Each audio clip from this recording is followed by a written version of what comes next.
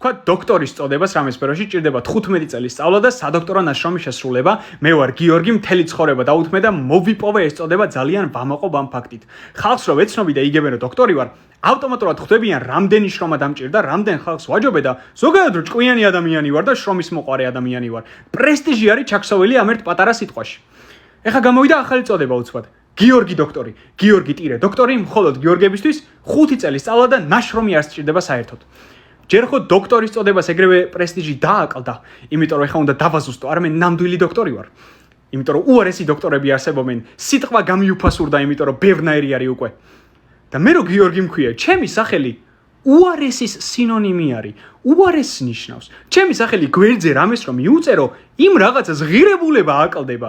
მძღნერს ნიშნავს ჩემი სახელი, ხო გავგიჟდი.